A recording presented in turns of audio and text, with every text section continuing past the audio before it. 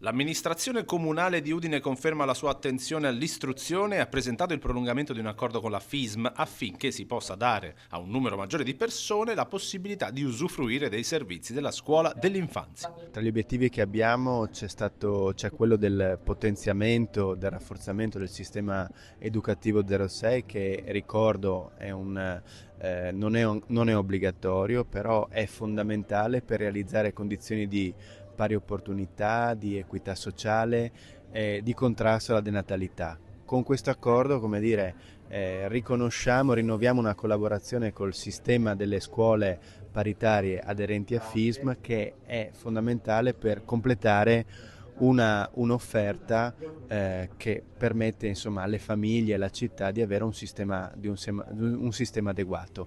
Il rinnovo ha portato una novità, un criterio di equità sociale con cui insomma, la nostra città fa insieme alla FISM un passo in avanti. L'assessore competente Federico Angelo Pirone ha parlato anche dell'importantissima ricorrenza della festa della patria del Friuli.